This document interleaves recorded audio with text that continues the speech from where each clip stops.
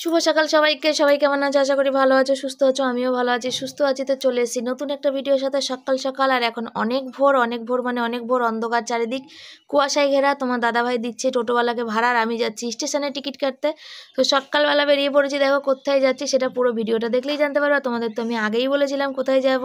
তো এখানে টিকিট আমি কাটতে নিয়েছি, তার কারণ হচ্ছে বর ঠিক করে বলতে পারবে না যে কোন গাড়িতে যাব, কোন গাড়িতে উঠবো, কোথায় নামবো। সেখানে এখানে জঙ্গিপুর দুটো আছে, সেই কারণে ঠিকঠাক করে বলার জন্য আমিই টিকিট কাটতে চলে গেছি। আর যেহেতু এখানে বিহারি লোক বসে আছে, বাংলা বোঝে না, সেজন্য আরোই আমি কিন্তু কাটতে লেগেছি। আর সকালবেলা ঘরে তো ছিলাম, তখন ঠান্ডা একদমই ছিল না, কিন্তু বাইরে যখন বেরিয়ে এসেছি তখন দেখছি অনেক ঠান্ডা। অনেক ঠান্ডা মানে অনেক ঠান্ডা, এত ঠান্ডা লাগছে মানে কান টানগুলো ধরে যাচ্ছে।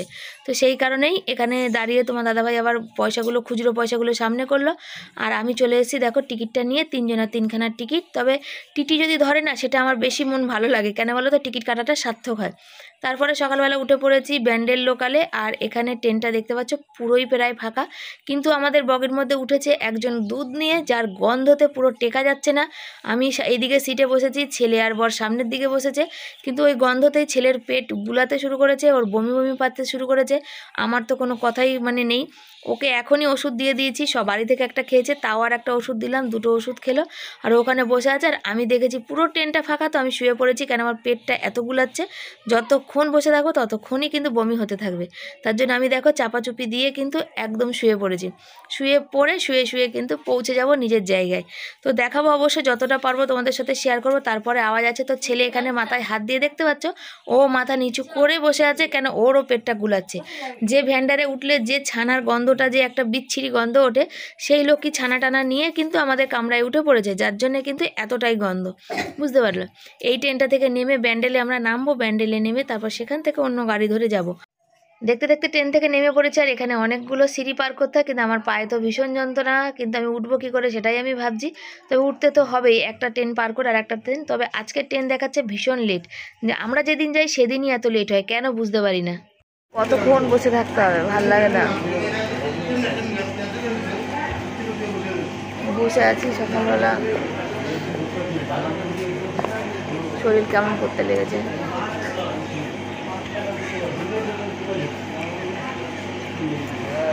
করবে যেদিন আমরা আমরা যাই না, সেদিনই তাড়াতাড়ি খাই। আর কতক্ষণে বলো তো, 5 মিনিটের উপরে ট্রেনটা লেট ছিল, তাই তো 7-10 মিনিটের মতো। এদিকে লেট মানে ওদিকেও লেট। এই যে পরে নিয়েছি সোনার দুল,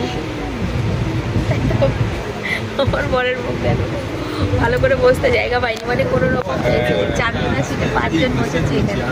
তো সেখান থেকে একটু জায়গা পেয়েছে, ছেলে সামনের দিকে গেছে, এখন কখন পৌঁছাবে। আজকে লেট মানে সব লেটই পৌঁছাবে। ওখান থেকে আবার কতক্ষণ লাগবে, চলো পরে আসি। সিটে ওইখানে বসেছিলাম, জানলার পাশে সিট পেয়েছিলাম, কিন্তু একা একা পেয়েছিলাম, সেই কারণে আবার এখানে চলে আসলাম। তো এরা সব কাটোয়া নামবে, কাটোয়া অবধি অপেক্ষা করতে হবে। ওই অপেক্ষা করে তারপরে এই যে 3 জন বসে আছি। আর ঘুগনি এসে বিক্রি করতে, কিন্তু এত সকালে কিছুই খাবো না, এখনো ঘুগনি পাচ্ছে, শরীরটা ভালো লাগছে না। বসার কত জায়গায় সিট চেঞ্জ করলাম, এইখানে একটা বগিতে আমরা 3 জন এক জায়গায় পাই, এখানে একজন, ওখানে একজন, ওখানে একজন করে পেয়েছি। সেই জন্য যেটুকু যা পেয়েছিলাম, আর প্রথমে যেটা পেয়েছিলাম ওখানে বসার মতো ছিল না, ওখানে ওনারা চেপে চেপে আমাদের সিটে সাইডে ফেলেই দিচ্ছি। সেই জন্য যত ট্রেন ছুটছে তত দেখো কুয়াশায় পুরো অন্ধকারে কিন্তু একদম ঢেকে যাচ্ছে, বাইরেটা কিচ্ছু দেখা যাচ্ছে না। বরের পেয়েছে চায়ের নেশা, এই যে চা খাবে। কত করে জানতে করেছো?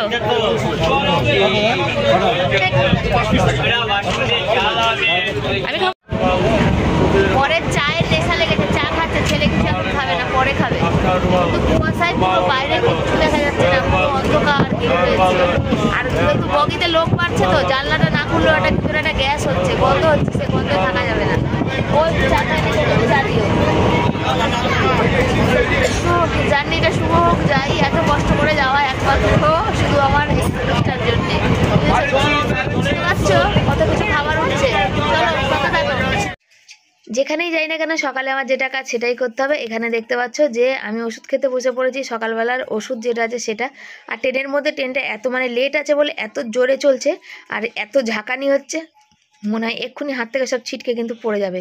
তো ক্যামেরাও ঠিক করা যাচ্ছে না, ভিড় আস্তে আস্তে ভিড়ের চাপটা বেড়েই যাচ্ছে, যেহেতু লেট ছিল ট্রেনটা সেহেতু অনেকটাই ভিড় হচ্ছে। সবাই তো এখন মোটামুটি বাড়ি থেকে দেখেই বেরোয়, আমরা বাড়ি থেকে দেখেই বেরোইছি, কিন্তু প্রথমে দেখি যে পুরো টাইম টু টাইম, কিন্তু তারপরে গিয়ে আস্তে আস্তে কিন্তু বন্ধ, মানে ট্রেনটা অনেক লেট হয়ে গেছে। আর আমাদের পাশে বসেছে কিছু মানুষ, এতটা মাথায় সমস্যা করে বলবো, মাথার সমস্যা কিছু কিছু মানুষের থাকে।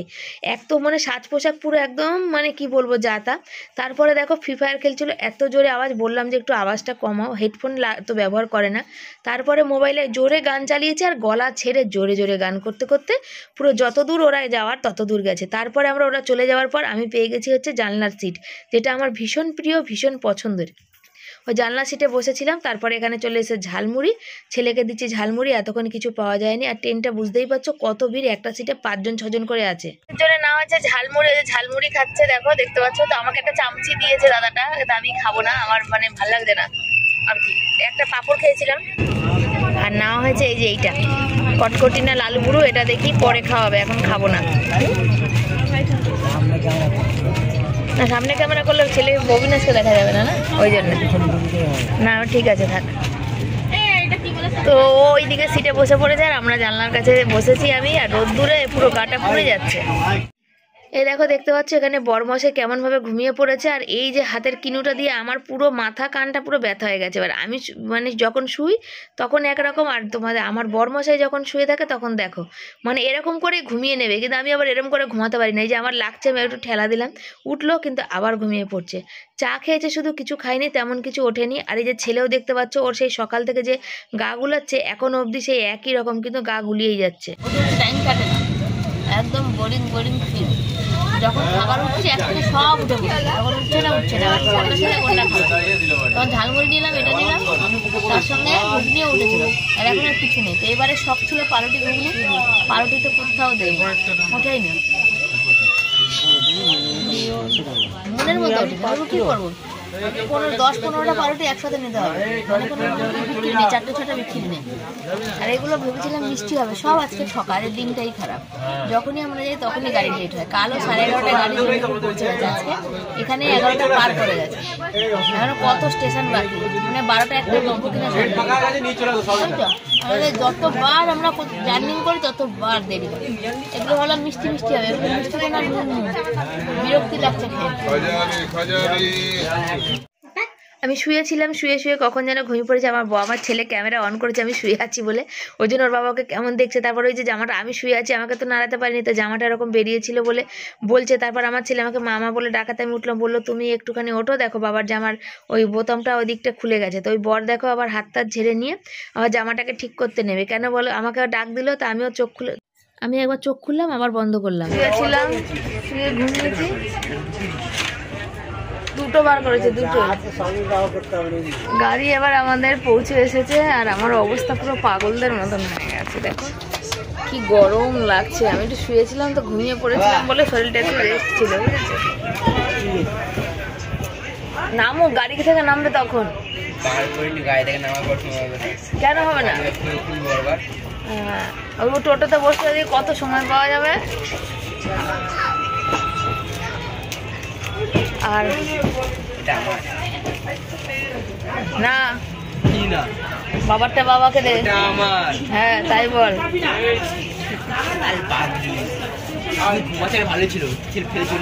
ভালো তো, ভালো লাগছে না, খাওয়া দাওয়া তেমন কিছু হয়নি, আর ভালো লাগছে না, কিছু হয়নি। এখন যদি হোটেলে খেতে বসি গাড়ি পাবো না ওদিকে, কেমন লাগছে, শরীর অস্বস্তি করছে একটা। গাড়ি ঢুকছে ঢুকছে করে 10 মিনিট হয়ে গেল, পুরো স্টেশনে ঢুকে যেত তো আবার ডাকতো। অনেকগুলো লাইন হয়ে গেছে এদিকে, দেখি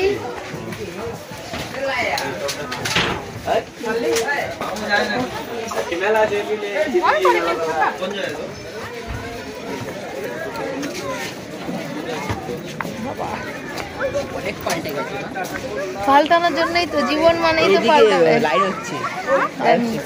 জীবন মানেই তো পাল্টাবে, তাই না। এই হচ্ছে আমার বরের জন্ম ভিটে, এখনো পৌঁছায়নি, এইখানে শুধু ট্রেনে এসেছি, ট্রেন করে এখন নামলাম।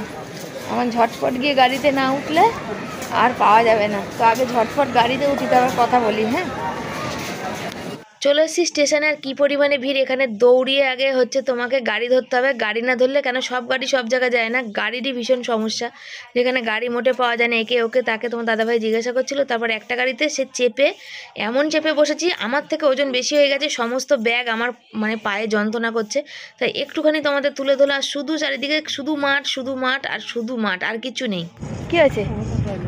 তো যাও, আমরা দাঁড়াই দাঁড়াই, এখানে রাখো ব্যাগটা, দাও আমার হাতে দাও। ঠিক আছে, তো হচ্ছে আমরা এখন চারিদিক তাকালে শুধু মাঠ আর মাঠ, ফাঁকা আর ফাঁকা।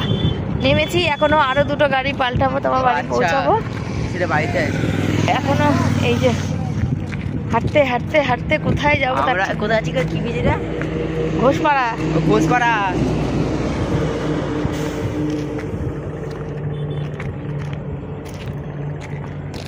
পিসে আসবে এখন মেলায়? বল দাঁড়া, 5 মিনিট দাঁড়াও, বাবা আসছে, তারপর বাবা কথা বলুক। দাঁড়াও বাবা, দাঁড়া। কি আবার ঝামেলা ভালো লাগে না। ও ঠিক আছে, আমিও ভাড়া দেবো না, ভাড়াটা তো পয়সাটা আমারই কাছে। আমরা যে টোটোয় উঠেছিলাম ওখানে 50 টাকা করে এরকম ভাড়া ছিল। তো আমাকে দেখে বলছে 80 টাকা করে ভাড়া। তা আমি ওখানে রাগ করে উঠিনি, কারণ আমি আগেই তো জিজ্ঞাসা করে নিয়েছিলাম, তোমাদের বলেছিলাম। তারপর আমি আর উঠিনি বলে ওখানে ওই যে ওইখানটা ওই ঘরটায় বসেছিলাম, তার মানে যেখানে টোটোতে উঠলাম। তারপরে হচ্ছে দেওরকে ফোন করলাম, তো দেওর বললো না না অত ভাড়া না, 80 করে 3 8 24, 250 টাকা ভাড়া। মানে এত টাকা ভাড়া আমি দিতে যাবো কেন, আমি পরে টোটোয় যাবো, সেও ভালো। তো অনেকক্ষণ পর তারপর উঠলাম, তো 1 ঘন্টা মতো টোটোতে লেগেছে। তারপরে দেখো এখানে চলে এসেছি কীর্তন। এখান থেকে কিন্তু আমাদের বাড়ি এখনো অনেক দূর। এই কীর্তনটা ভেবেছিলাম তোমাদের সাথে ডাইরেক্টই শোনাবো যে কীর্তনে কি বলছে। এটা হচ্ছে ডিজে বাজছে এখানে। তো আবার ভাবলাম ডিজের সাউন্ডে যদি কোনো প্রবলেম হয়, যদি কপিরাইট আসে, সেই কারণে আবার সাউন্ডটা মিউট করে দিলাম। তো এখানে কিন্তু কীর্তন এরকম হয়তো শুরু হয়ে গেছে এখানে কীর্তন। আর রাতের বেলা বেশি ভিড় হবে, তখন একদমই মানুষজনের মানে চাপাচাপিতে আর মানে নিজেরা ঢোকা যাবে না। আর এখানে এরকমভাবেই কিন্তু মেয়েরা কিন্তু এরকম মানে ঘরের বউরা নাচতে থাকে আর সব কিছু। তো আমি বললাম চলো, দাঁড়িয়ে যখন আছি, শ্বশুর ওরা শাশুড়িরা আসেনি এখনও, তো তৎক্ষণ আমি এখানে একটু মেলাটা দেখে নিই, যে পাথর বাটি নেবো। আমি তো কিছু কিনি না, এখানে বাবার সাথে দেখা হলো। আর বাবার এগুলো মানে ওনার বন্ধু এগুলো আর কি। আমি বললাম কিছু কিনে দাও ওনাদের জন্যে। তো বর এখানে গেছে, তো ওনারাই পাঁপড় কিনে আমাদের বলছে। তো আমরা না, তারপরে আমার বর বললো যে না আপনারা কি খাবেন খান, আমি আছি। তো ওনাদের কিনে টিনে দিয়ে এসে তারপরে এখানে আমাদের জন্য কিনতে লাগলো। আমাদের এখানে জিলিপি আমার ছেলে খাবে, তার নিতে লেগেছে। তো দেখো এখানে এই জিলিপিগুলো কিন্তু 100 টাকা কিলো, আমাদের ওখানে কিন্তু 160 টাকা কিলো। তো সেখানে 250 জিলিপি নেওয়া হলো। মানে চলো এটা এখন খাওয়া হোক, পরেরটা পরে দেখা যাবে। সেই কারণে আমি এখানে জিলিপি দেখো আবার কেমন করে দিচ্ছে ভেঙে ভেঙে। আমি আবার বললাম গুড়কাঠি কত, তো গুড়কাঠিটা নিয়ে তখন যাব, যেহেতু যেদিন যাব সেদিনকার টেনে বসে খাবো। তা আমি আর ছেলে আমি একটা খেতে লাগলাম, ভাঙা যেটা দিয়েছে সেটা খেতে লাগলাম। আর গোটাটা হচ্ছে আমার ছেলে খেলো আর বর খাবে। বরের জন্য রাখলাম, কেন বর ভীষণ মিষ্টি ভালোবাসে। আর ট্রেনে তেমন কিছু খাওয়া হয়নি, আর কেউ আসেনি। ওদের এখনও আসতে বললো যে 1/2 ঘন্টা 1 ঘন্টা বাকি। তো বললাম বাড়ি চলে গেলে ভালো হতো। তো ছেলে ফোন করেছিল, তারপর বর বললো না সবাই মেলাতে আছে, ওরা কেন, আমরা বাড়ি গেলে ওরাও আর আসবে না, তো থাক আমরা একটু কষ্ট করে। আর কী পরিমাণে রোদ্দুর উঠেছে, রোদ্দুরে পুরো একদম জান কয়লা। চলে এসছি, আর এখানে সবাই চলে এসছে, মাঠে বসে রয়েছে, পুরো পিকনিক একটা ব্যাপার, আমেজ। তো সবাই সামনের দিকে জায়গা পেয়েছে, আমরা পিছন দিকে জায়গা পেয়েছি। আর বরকে বলছি বাড়ি চলে গেলে ভালো হতো, কি রোদ্দুর, বুঝতে পারছি না, এত রোদ্দুর, পুরো গা হাত পা পুড়ে যাচ্ছে। তো বর বললো যে তো আমরা গেলে তো ওরা তো আর আসতে পারতো না, গঙ্গা স্নান করবে সেই জন্যে। তো আমি এখনো চান করিনি, বর চান করতে যাবে একটু পরে যাবে। তো ছেলে বললাম যে ওরা চলে আসতো, আমরা নাহলে ওখানে থাকতাম। তো এখানে বসেছি মেলার দিকে, দেখতে পাচ্ছ। তো এখানে এই পিছনে দোলনা আছে, সেদিকটা আবার বসে পড়েছি। তো সব খাওয়া দাওয়া হবে, খাওয়া দাওয়া চলবে এখানে। তা আমি তো এখন চান ফান না করলে তেমন কিছু খাই না, আর তেমন কিছু খাবো না।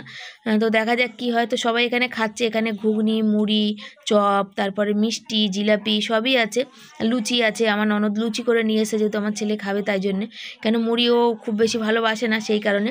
তো বসে বসে এখানে দেখতে পাচ্ছ। আর চুলগুলো পুরো পাগলদের মতো, যে কখন বাড়ি যাব আর ভাল লাগছে না।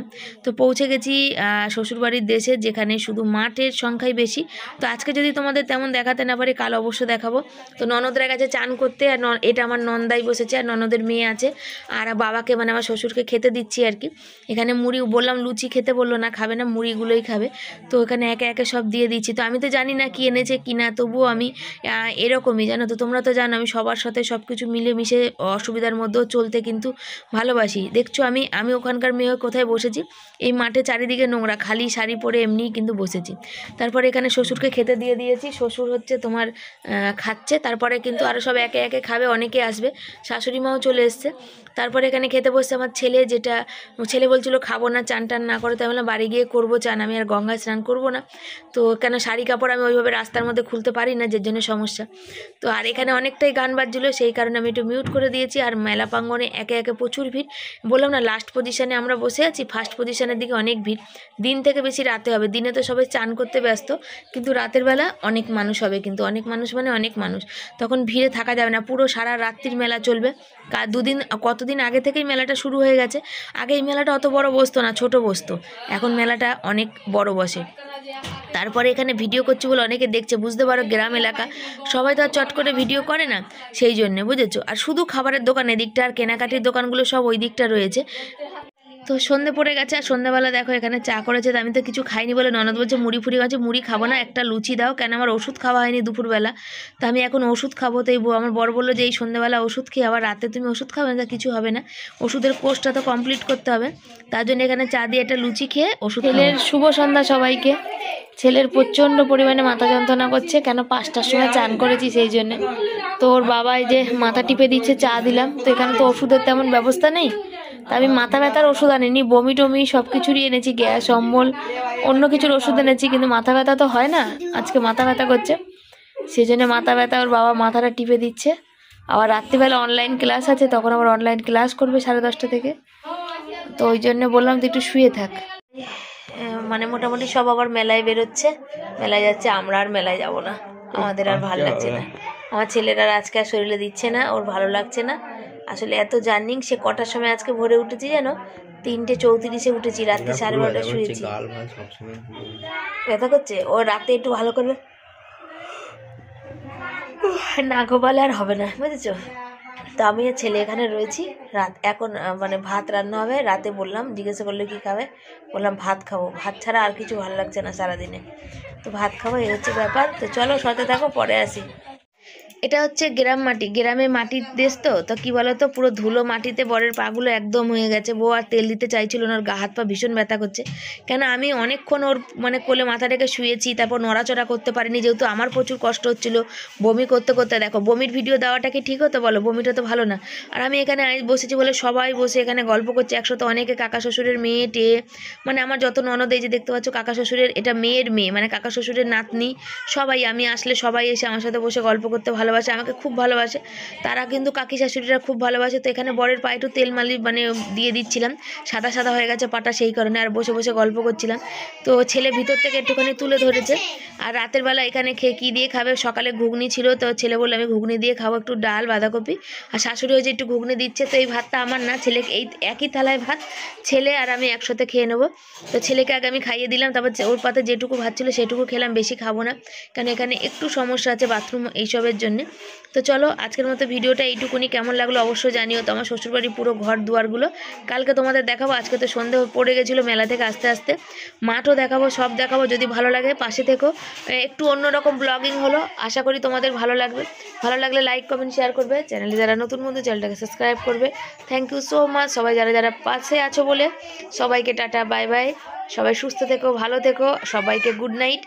আর আমি আর আমার বর বসে খাচ্ছি, মোটামুটি সবার খাওয়া হয়ে গেছে, যেহেতু সবাই বলছিল, আমাদেরই আগে বলছিল তোমরা খেয়ে নাও তোমরা খেয়ে নাও, তো বর যেহেতু রাত করে খায়, তারপর ছেলে 10টা থেকে অনলাইন ক্লাস করার কথা ছিল, কিন্তু নেট সার্ভিস একদমই ভালো না, একদম নেট চলছে না, তাই আমরা খেতে বসেছি এখানে 11টা, এখন রাত 11টা বাজে।